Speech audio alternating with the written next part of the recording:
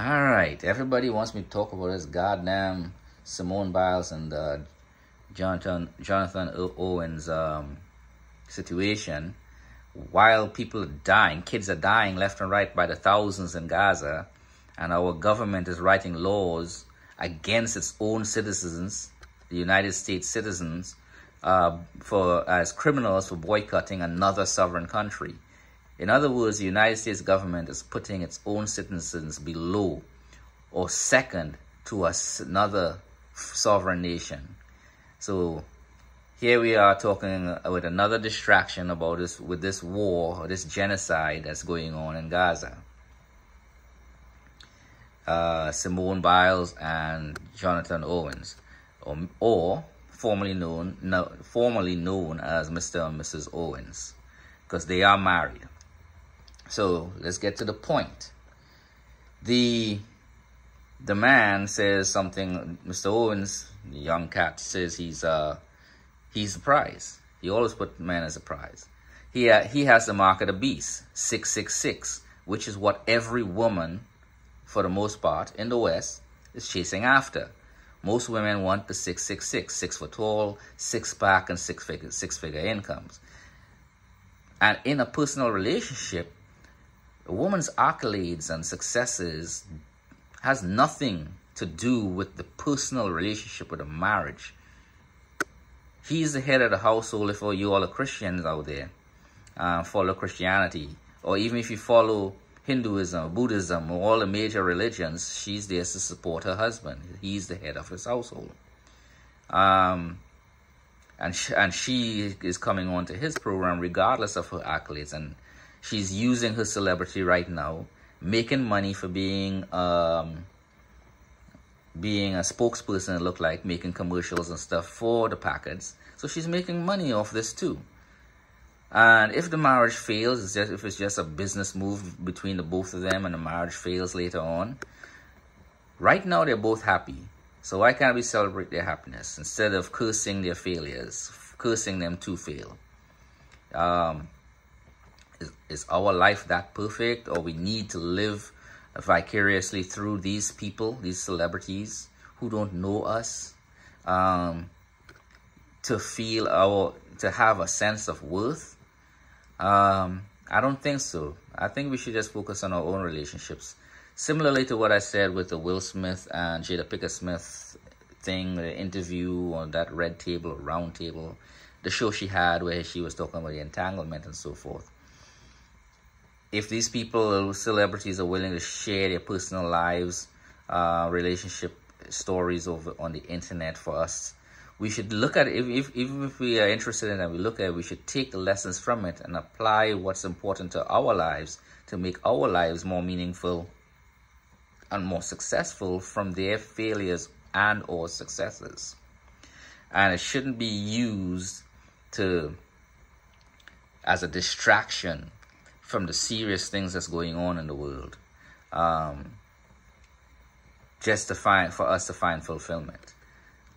I wish the Owens a healthy, successful marriage that's long-lasting. And granted, people are saying she's not the type of woman footballers tend to go for. These women are basically calling Simone Biles ugly.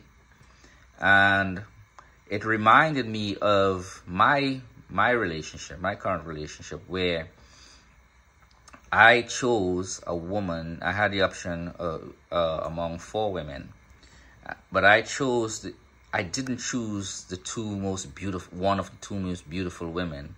I chose the average one out of the bunch because she was feminine, friendly, fit. And she brought way more to my relationship than the others would have ever brought. So it's not always about beauty and her accolades that determine if a man is going to marry a woman. And that's something women need to understand. It's not always about a beauty. People are comparing their relationship to Taylor Swift's relationship with the other football player. They're not married. That other football player did not marry Taylor Swift. I don't even think Taylor Swift married any of the many men that she's been with. I know she made a lot of money off it, from the music and whatnot. But Jonathan Owens married Simone, and now that they're husband and wife, and we need to be able to accept that. And he married her for one reason or another, either to make money, or he really saw that she was feminine. She brought something to his life and to enrich his life and his purpose in life. And yet he is her prize. She said it herself in many times before.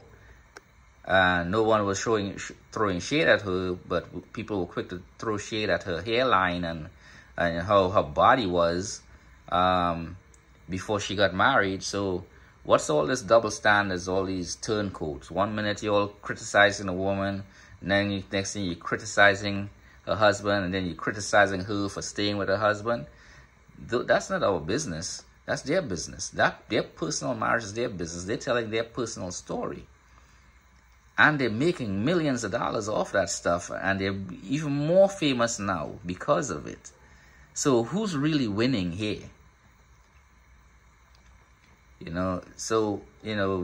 If your marriage is working great, by all means, keep doing what you're doing. If there's something messed up in your marriage that you could take from their marriage and apply to your marriage because they're sharing it, apply it to your marriage and make that shit work. But until then, let's let these people be, and don't curse them. Don't curse or rain curses on them so their marriage can fail, because curses are real.